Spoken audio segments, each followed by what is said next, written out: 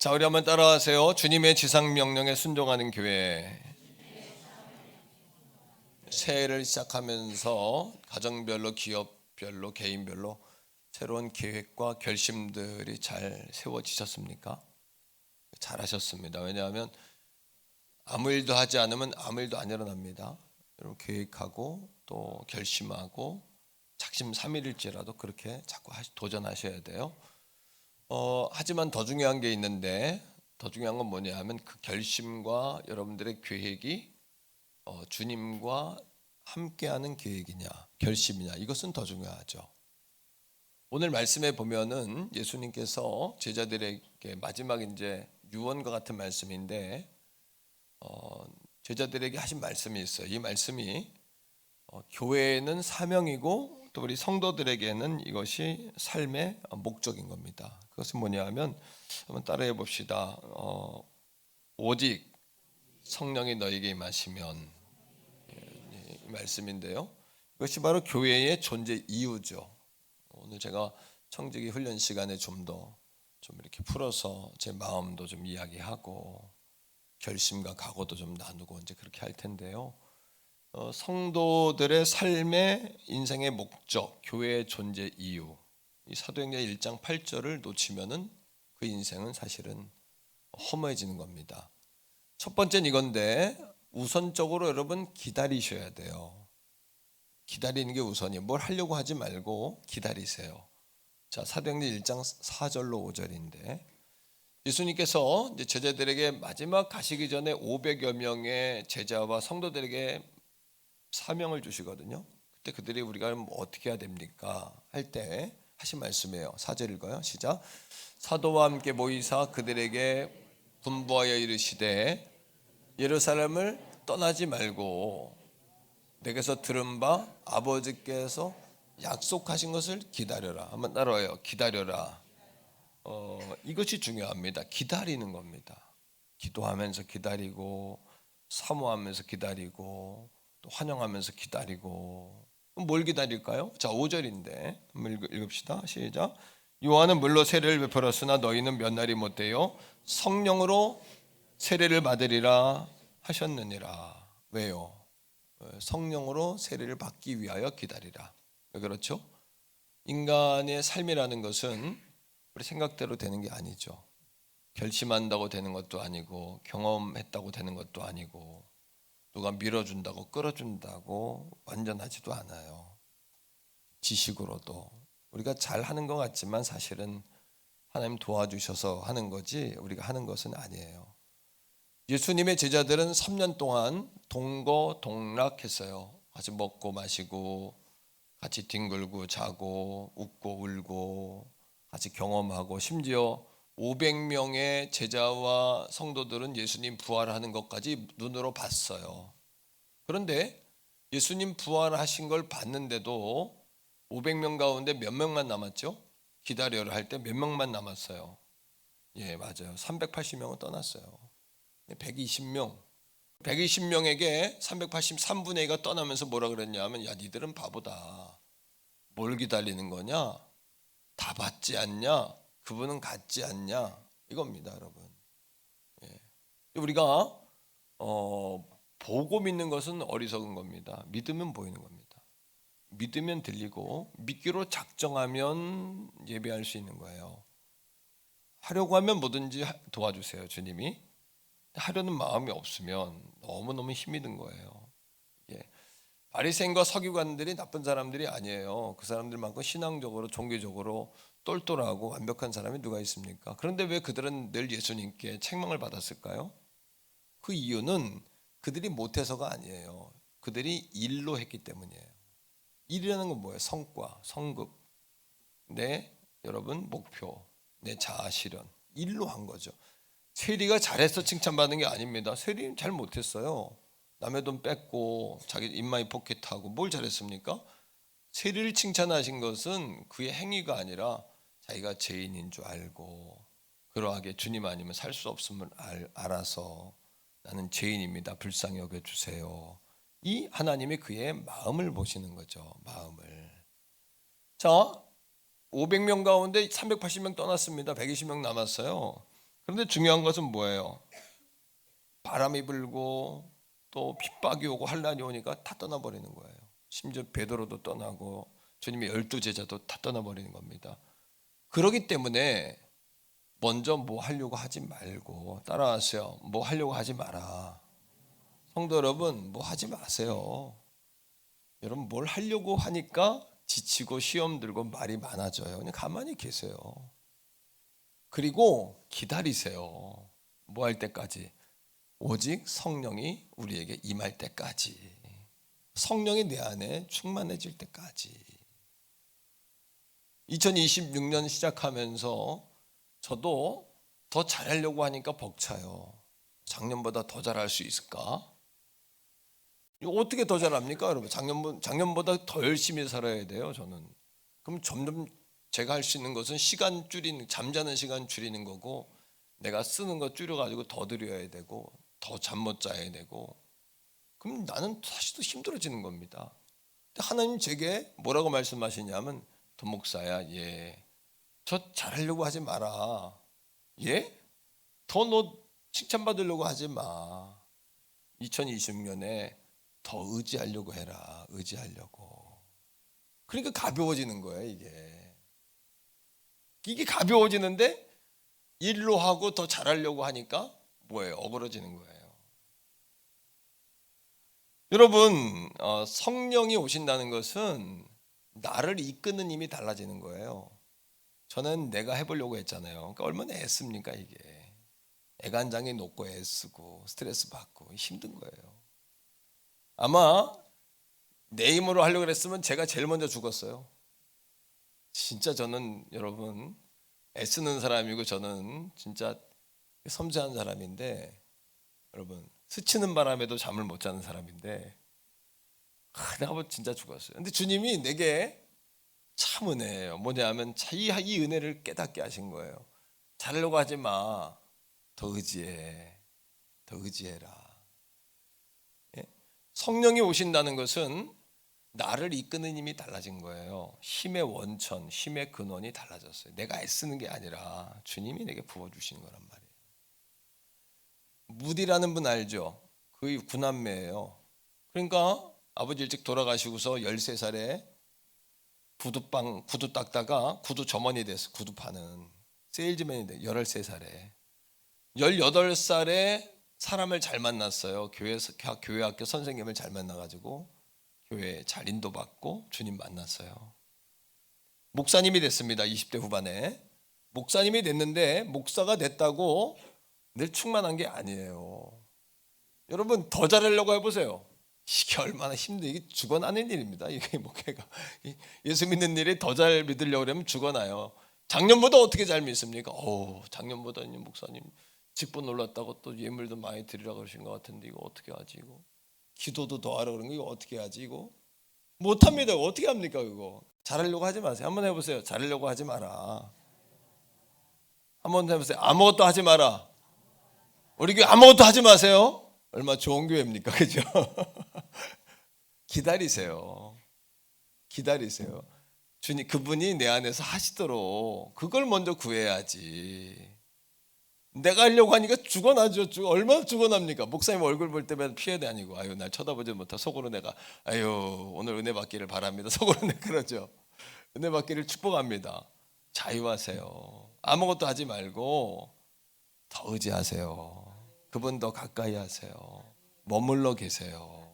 들썩이지 말고 머물러 계세요. 거기서 자유함이 온단 말이에요. 거기서. 그러니까 무디가 34살이 됐어요. 목사님이 되고서 몇 년 흘렀는데, 목사가 됐다고 충만한 게 아니라니까요. 이 신비를 깨닫지 못하면은 허덕여요. 메마르고 목마르고 말씀 전하는 시간이 정말 이 도살장에 끌려가는 것처럼 힘들걸요. 얼마나 힘듭니까, 여러분? 그러나 34살에 성령이 오신 거예요. 길을 걸어가다가 이 갈망, 탄식, 영적 곤고, 목마름, 그때 갈망하는 그에게 성령님이 부어졌어요. 무디를 찾아온 성령님은 뜨거운 성령이에요. 성령은 여러 가지 모양으로 오세요. 다 똑같지 않아요. 뜨거운 성령으로 오니까 뜨거워할 정도. 성령님 너무 뜨거워요. 나 좀 놔주세요. 이럴 정도로 뜨거운 성령이 왔는데, 그 이후에 그의 자서전에 보면 레이놀드라는 목사님이 무디 자서전을 썼는데, 자서전에 뭐라고 썼냐면 무디는 완전히 문맹이었다. 책도 잘 못 읽는 사람이었어요. 무디가 전과 똑같은 방법으로 설교했고 전과 똑같은 내용으로 설교했는데, 전에는 사람들이 귀를 기울이고 관심을 갖는 정도였는데 지금은 사람들이 몰려오기 시작한다 그랬어요. 몰려오기 시작한다. 전과 후가 뭐가 차이가 있을까요? 그를 이끄는 힘이 달라진 거예요. 다시 말하면 우리의 영에 전력이 공급돼야 돼요. 전력이 공급되기 전까지 아무것도 하지 마세요. 한번 해봐요. 아무것도 하지 마라. 아무것도 하지 마세요, 여러분. 교회 와서 예배드리고 밥만 먹고 가세요. 아시겠죠? 교회만 잘 나오세요. 여러분, 다이슨 청소기를 하나 샀다고 칩시다. 야, 여자분들 좋아하더라고. 다이슨 그거 하나 사줘야 돼. 여러분, 그걸 샀는데 성능을 가지고 막 빨아들여, 쫙쫙 빨아들여. 근데 이게 좀 쓰다 보니까 그냥 작동을 안 해. 아, 이게 웬일이야? 이 세계적인 명품이라고 분명히 해서 샀는데 이게 뭐야 이거? 두들겨도 보고 돌려도 봐요. 근데 작동을 안 해요. 왜 그럴까요? 코드가 빠졌어요. 우리는 여러분 메이커, 값어치, 겉모양, 겉모습 여기에 관심을 갖지만, 여러분 오늘도 성령님은 뭐라 그러냐면 기다려라. 코드 꽂고 충전될 때까지 기다려라 이거예요. 이 기다리란 말은 교회가 더 많은 프로그램을 나열해야 된다는 이야기가 아니에요. 제가 2026년을 시작하면서 우리가 심플 처치가 돼야 된다 그랬지. 심플 처치. 제가 고민하는 건 본질이 아닌 덜어내야 될 것이 뭔가를 지금 맹렬하게 고민하고 있어요. 잘라낼 거, 잘라버릴 거, 그지? 안 해도 되는 거, 이런 게 뭘까? 여러분, 이거예요. 잘라버릴 거, 안 해도 될 거. 더 많은 프로그램을 하라는 이야기가 아닙니다. 벽난로가 있어요. 벽난로가 있는데 벽난로 옆에다가 장작을 높이 쌓아놨어요. 소용없어요. 장작할 때 뭐가 필요해요? 불이 있어야 돼. 불이. 그 불이 뭐예요? 성령님이란 말이에요. 오늘도 사랑하는 성도 여러분, 한번 따라하세요. 더 잘해야 되는 게 아니다. 더 의지해야 한다.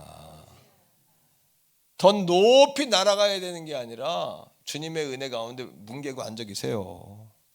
높이 날아갈 생각하지 마시고 주님께 완전히 붙어 계세요. 시편 73편에 있는 말씀처럼 여호와를 가까이함이 나에게 뭐다? 복이에요. 여호와를 가까이 하는 거예요.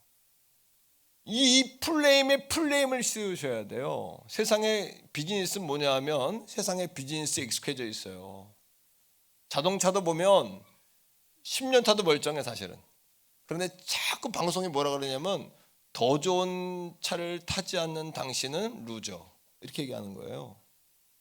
세상의 비즈니스와 광고를 다 들어보세요. 세상의 광고는 뭐라 그러냐면 이거를 안 사면 당신은 루저다, 아웃사이더다, 인싸가 못 된다, 당신은 성공한 사람이 아니다. 그죠? 계속 우리를 보여요. 못나니, 바보, 이거 안 하면 바보야.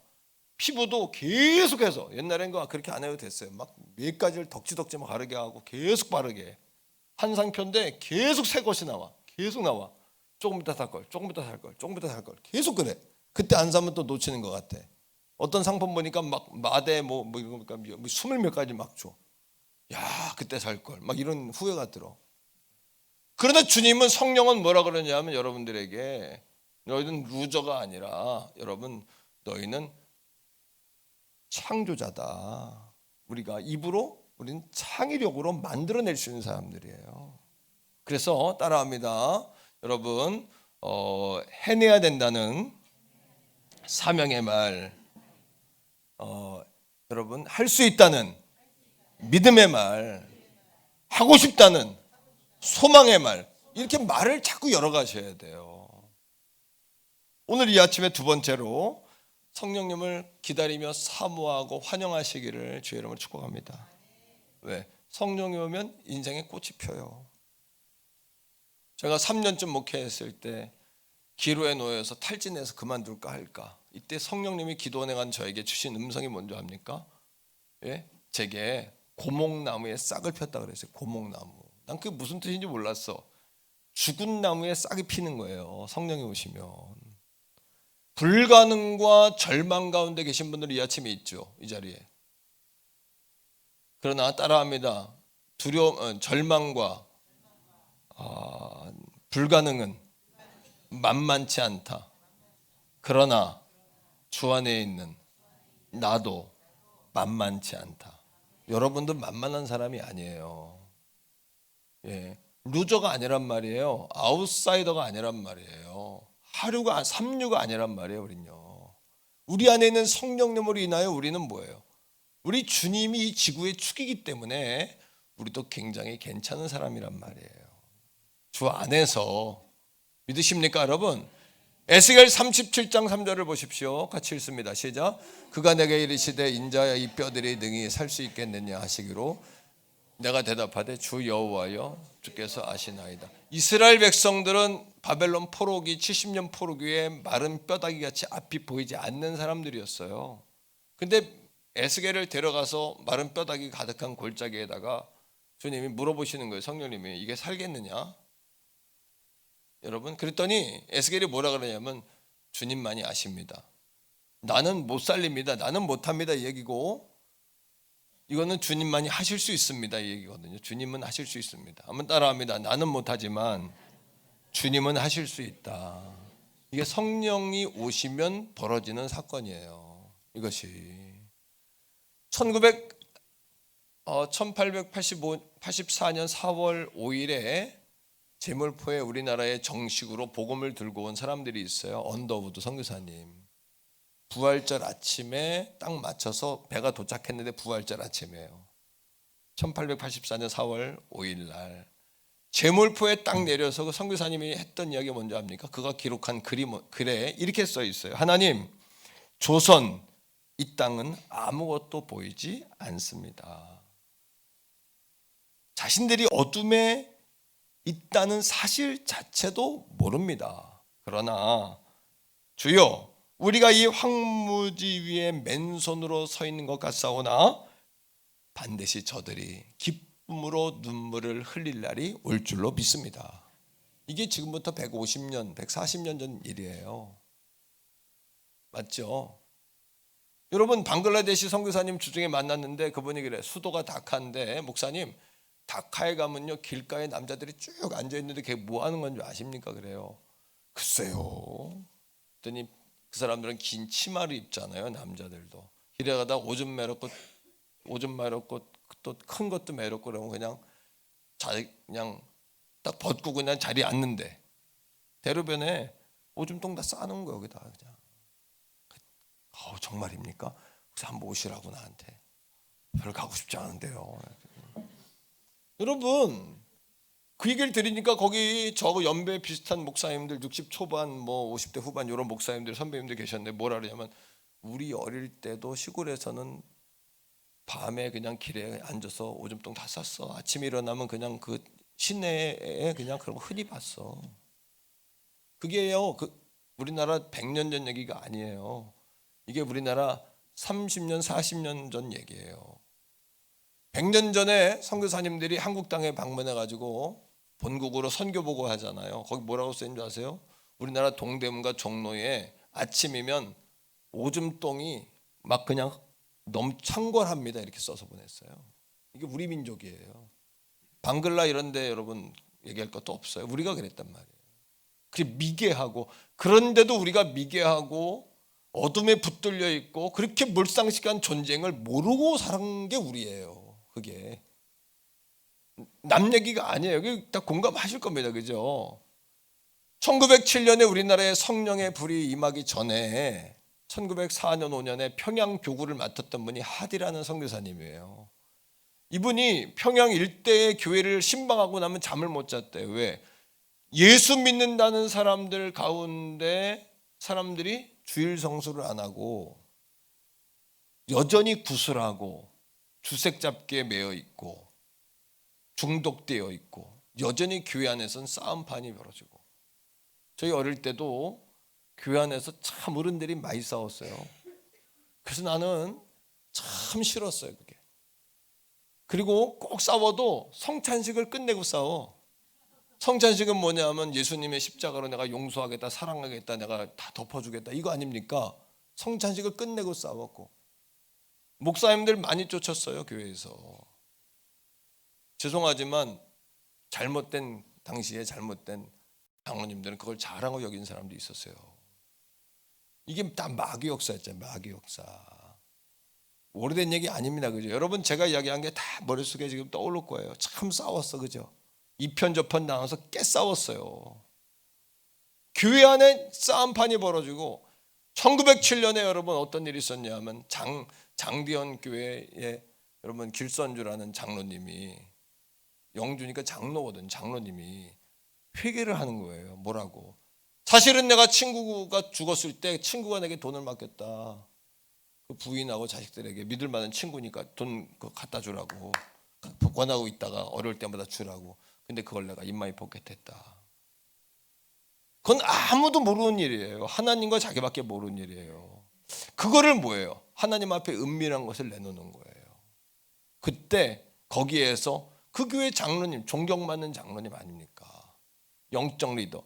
이 길선주라는 분은 예수 믿기 전에 뭐 했던 사람이냐면 도 닦던 사람이에요. 그래가지고 밤을 새우고 금식하고 기도하는 게 일상이었던 사람이에요. 원래 이 사람은 도를 닦았던 사람, 도인이에요. 도인. 그 얼마나 지역사회 이 평양 도시에서 인정받았으면 그 초대교회 때 장로가 됐겠습니까? 그죠? 근데 그분이 그 존경받는 그 여러분 존경받는 어른이 나와가지고 그걸 회개하는 거예요. 내가 돈 받아, 친구 죽었을 때 돈 받아가지고 내가 인마이 포켓하고 내가 그 가정에 안 낳아줬다. 이게 영향력을, 그때 성령님이 확 밀고 들어오시는 거예요. 그 빈틈을 성령님이, 오늘도 여러분들이 마음 조금만 열면 성령님이 밀고 들어오시는 거예요. 사랑하는 성도들이요, 성령이 임하니까 통곡하고 회개하고 불이 붙었잖아요. 성령의 역사는 오늘도 여러분 우리 안에 그렇게, 성령을 외적인 능력으로 보면 허무해집니다. 허무해져요. 성령의 역사는 외적인 게 아니라 내면의 변화가 일어나서 밖으로 흘러가는 거예요. 목회자 중에도 성령을 모르는 분이 많습니다. 성령을 잘 못 가리키는 목회자가 많습니다. 성령을 받아야 합니다. 이건 체험적으로. 저는 성령 충만을 내가 받아보니까 성령 충만의 여러분 가장 하이라이트는 뭐냐면 따라합니다. 거룩과 기쁨이다. 성령 충만을 능력 행함으로만 보면 여러분 자괴감이 빠져요. 저 사람은 저런 능력이 있는데 난 저런 능력이 없어. 그 교회는 그런 능력이 있는데 난 그 능력. 성령은 능력이 아니, 능력은 성령의 여러분 현상입니다. 성령의 본질은 내가 죄와 구별되고자 하는 거룩, 또 내 안에 말할 수 없는 기쁨, 이것이 내 입으로 고백되어지는 증언, 거룩과 기쁨과 증언이에요. 그러면 자연스럽게 은사와 능력 행하면 그가 하나님의 나라가 임할 때, 하나님의 나라는 뭐냐 하면 파워 아닙니까? 하나님의 힘. 하나님의 힘이 임할 때 오늘 우리 안에서 질병과 악한 영과 묶임과 허물이 예수의 이름으로 풀어지는 줄 믿습니다. 이걸 오스왈드 챔버스란 목사님이 내 인생의 최고봉이라는 책에서 세 가지로 이야기했는데, 첫째, 성령은 하나님의 말씀을 내 안에서 실제가 되게 하신다라고 이야기했어요. 그 첫 번째가 뭐냐 하면 따라합니다. 성령은 책망하신다. 우리를 부끄럽게 하려고 책망하는 게 아니라 우리의 죄를 깨닫게 해서 마침내 우리를 주님 앞으로 인도해내는 책망이에요. 두 번째, 따라합니다. 성령은 깎아내신다. 모난 성품을 깎아내는 거예요. 깎아서 어떻게? 겸손, 사랑, 또 십자가로 빚어가는데 목적이 있어요. 세 번째, 따라합니다. 성령은 순종하고 내려놓는 자에게 평범한 삶을 비범한 삶으로, 두려움을 기쁨으로, 침묵을 증언으로, 슬픔을 기쁨으로, 방황을 확신으로 바꿔줍니다. 이게 할렐루야. 이거를 알아야 먹지, 알아야 알죠. 이게 알아야 전하죠. 알아야죠 이걸요. 여러분, 한 도시에 큰 대형 집회가 열렸어요. 그때에 어떤 분이 손을 들어요. 강사를 누구 하면 좋겠나 그랬더니 무디 목사님 하면 좋겠다. 무디 목사님. 요즘에 한국교회가 어떤 우리 교단도 대형 집회를 준비하고 있는데, 죄송한 얘기예요. 교만일 수도 있고 잘 몰라서 그럴 수도 있는데 한국에 있는 목사님 중에 모실 사람이 없다, 이런 얘기가 나오는 거예요. 한국의 목사님이 얼마나 많습니까? 그래서 해외에 누구 없나? 해외를 찾는 거예요. 영어권에 있는 목사님들을. 한국의 목사님들이 얼마나 많습니까? 이거는 저 자신을 깎는 말씀 이야기할 수도 있어요. 그 얘기는 무슨 얘기일까요? 전 성령의 음성으로 들었습니다. 그 대형 집회를 하는데 손을 들었어요. 무디 목사님을 추천했어요. 그 무디 목사님을 추천하니까 한쪽에 반대래요. 아니, 무디가 성령을 독점했습니까? 모든 집회마다 무디를 모시냐고 반대한 거예요. 어떤 목사님이 손을 들었어요. 뭐라고? 우리가 무디를 모시고자 하는 것은 무디가 성령을 독점했기 때문이 아니라 이 시대에 성령이 무디를 독점하여 쓰기 때문입니다. 이겁니다, 여러분. 이 차이, 뉘앙스 차이를 알게 되기를 주의 이름으로 축복합니다. 오늘도 성령의 충만함이 저와 여러분들이 임하기를 바라요.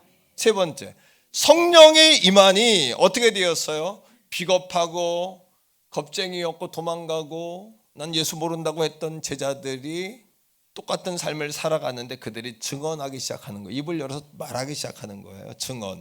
증명. 사도행전 1장 8절입니다. 우리 같이 읽습니다. 사도행전 1장 8절 시작. 오직 성령이 너에게 임하시면 너희가 권능을 받고 예루살렘과 온 유대와 사마리아와 땅끝까지 이르러 내 증인이 되리라 하시니라. 순서는 이렇습니다. 예루살렘, 온 유대, 사마리아 땅끝. 예루살렘, 온 유대, 사마리아 땅끝이라는 말은 지명을, 장소를 이야기하는 개념이 아니에요. 어떻게 보면 물론 우리 교회가 부흥이 돼서 도시가 바뀌고 나라가 바뀌고 열방이 바뀌고 온 인류가 바뀌어야죠. 이것이 하나님의 뜻입니다만, 여기서 말하는 원리의 본질은 뭐냐 하면 예루살렘, 온 유대, 사마리아 땅끝 순서는 거기에 있는 사람들에게 가야 되고 그 장소로 가야 된다는 이야기가 아니라 예루살렘, 바로 내가 부르신 삶의 그 자리에서 너를 부르셨다는 거예요. 우리 그 자리에서, 우리의 삶의 자리에서 먼저 우리를 부르신 거지 그 장소로 가고 그 사람들에게 가야 선교가 아니라는 거예요. 물론 그게 선교입니다만 더 본질적인 의미는 내가 주님의 메시지가 돼야 된다는 얘기입니다. 메시지를 말하지 말고 여러분이 메시지가 돼야 돼요. 바울은 로마 교인들, 고린도 교인들에게 너희는 그리스도의 편지고 향기고 너희 신비의 복음이 새겨졌다라고 이야기하지 않습니까? 캠브리지 대학 교수이면서 옥스퍼드 대학 교수기도 했고 C.S. 루이스라는 기독교 변증가가 있잖아요. 위대한 기독교 변증가 C.S. 루이스라는 분이 있는데, 지난주에 내가 설명했던 잊혀지기 위해 사는 사람, 중국의 여러분 그 허드슨 테일러 뒤를 이어서 30년 이상을 그 선교회를 이끌었던 잊혀지기 위해 사는 사람 호스트라는 분, 이분과 이 C.S. 루이스 이런 분들이 당시에 1800년대에 그 여러분 다시 부흥 운동을 일으켰던 캠브리지 세븐이라고 이야기하는 캠브리지 대학의 7명 가운데 한 사람이에요. C.S. 루이스가. 호스트는 캠브리지 대학 출신은 아니고 육군사관학교 출신이고, 이런 사람들인데요. 이 C.S. 루이스가 쓴 책 가운데 어떤 책이 있냐면 신자의 자리로 라는 책이 있어요. 거기에 7번째 챕터가 어떤 글이냐면 집에서도 당신은 신자인가. 집에서도 당신은 신자인가? C.S. 루이스가 식탁에서 딸과 아들과 그 아내와 밥을 먹으면서 목사니까 했던 이야기가 있는데, 거기서 자기가 퉁명스럽게 바쁘니까 자기 생각은 따로 일상적인 그냥 그런 얘기하다가 설교하러 강단에 올라온 거예요. 올라왔는데 설교하면서 그게 계속 떠오르는 거예요. 식탁에서도 내가 목사였는가? 집에서도 내가 신자였는가? 하나님 원하시는 건 이 강단에 서서 멋진 설교하는 게 아니라 네가 있었던 그 자리에서 네가 주님의 신자로서, 목사로서, 아버지로서의 삶을 네가 살았는가? 이 질문이란 말이에요. 그의 글에 이렇게 나옵니다. 어떤 사람은 교회에서 봉사도 열심히 하고 이웃을 위한 기도도 많이 합니다. 그런데 집에 돌아오면 가족에게 날카롭게 말하고 자신의 피곤함을 이유로 아무도 배려하지 않습니다. 그는 이렇게 평가합니다. 밖에서는 훌륭한 그리스도인처럼 보이지만 가장 가까운 사람을 사랑하지 못한다면 그 신앙은 아직 깊이 뿌리 내린 것이 아닙니다. 더 중요한 이야기는 이겁니다. 진짜 변화는, 사랑하는 성도들, 진짜 변화는 우리를 잘 알고 있는 가족이 느낄 수 있어야 합니다. 사랑하는 성도 여러분, 여러분의 주위의 사람들이 여러분을 통해 하나님을 느끼고 있습니까? 그렇다면 여러분은 증인이 된 겁니다. 2026년에 우리가 주님의 지상명령에 순종하는 그리스도인이 되자. 이 말은 우리가 여러분이 있는 그 자리에서 여러분은 순종하고 있냐, 증인으로 살고 있냐라는 이야기예요. 하나님의 임재연습이라는 책의 주인공, 여러분 잘 알죠? 로렌스라는 형제. 이분은 수도원의 주방에서 그릇 닦고 밥하는 사람이에요. 수도원장도 아니에요. 대표적인 수도사도 아닙니다. 수도사들이 묻습니다. 당신은 어떻게 기쁨이 충만합니까? 늘 웃음이 충만하고 평안하십니까? 아마 이 로렌스가 수도원장이 되는 게 목표였다면 그는 늘 눈치 보는 삶 살았을걸요? 잘 보이려고 그러고 사람들에게 지치고 힘들고 피곤하고 그러지 않았을까요? 그게 아니라 그가 이렇게 이야기합니다. 나는 지금 고기를 뒤집으며 후라이팬에서 고기를 뒤집는 이 순간에도 하나님 앞에 서 있습니다. 고기를 뒤집는 이 순간에도 부엌에서도 하나님 앞에 서 있습니다. 한 번은 로렌스가 주방에서 그릇을 팍 깨뜨렸어요. 여자분들 그릇 깨는 경험 많죠. 그죠? 팍 깨. 그리고는 이게 얼마나 비싼 거냐, 내가 요즘 왜 이러지, 막 이런 얘기 하죠. 푹 깨면서 뭐라 그러냐면 로렌스가 이렇게 이야기합니다. 하나님, 제 실수도 주님의 손에 있습니다. 하나님, 저를 더 겸손하게 해주시니 감사합니다. 그리고 다시 기쁨으로 일을 계속했다는 거예요. 그 주변에 있는 수도원에 있는 형제들이 수도원장을 찾아와 이렇게 말했습니다. 원장님, 로렌스를 만나면 단 몇 분 안에 하나님께서 가까이 계신 것을 느낄 수 있습니다. 로렌스 형제는 부엌에서도 하나님의 임재를 경험했던 증인이에요. 이거란 말입니다. 증인. 바리새인과 서기관이 왜 예수님께 맨날 욕먹었을까요? 일로 하니까, 일로. 태교원 성경의 성도들이 아무것도 하지 마세요. 예? 성령 충만 없는 여러분들이 행하면 교회를 어떻게 해요? 성령을 불편하게 하고 여러분들의 그 행동은 선한 역사를 이룰 수가 없어요. 하나님의 나라를. 먼저 기다리세요.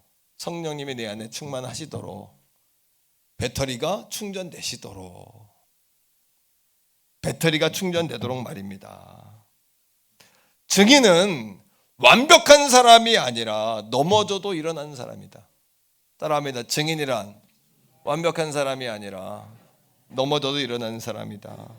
성경은 믿음이 강한 사람이란 넘어지지 않는 사람이 아니라 죄책감 속에서도 오래 머물지 않고 하나님께로 즉시 돌아오는 사람이다. 그러하기에 사람들이 질문하잖아요. 저 사람은 저렇게 실패하고도 왜 이렇게 희망을 잃지 않는가? 고난 속에서도 어떻게 저렇게 웃을 수 있는가? 그렇게 물을 때 우리는 말할 수 있죠. 뭐라고? 주님이 내 안에 계시기 때문이죠. 이게 증인의 삶이죠. 하나님이 내 앞에 계시기 때문이죠. 사도 바울은 로마서 1장 16절 말씀 가운데 이렇게 이야기합니다. 나는 복음이 부끄럽지 않다. 왜? 이것은 모든 사람을 구원하는 생명이기 때문이다. 복음은 생명입니다. 다 같이 읽어요. 시작. 내가 복음을 부끄러워하지 아니하노니 이 복음은 모든 믿는 자에게 구원을 주시는 하나님의 능력이 됨이니라. 먼저 누구에게요? 유대인에게. 그 다음에는 헬라인에게로다. 사랑하는 성도들의 먼저는 예루살렘과 온 유대와 사마리아 땅끝. 먼저 오늘 여러분이 있는 그 자리에서 증인되어지는 저와 여러분 되길 주의 이름으로 축복합니다.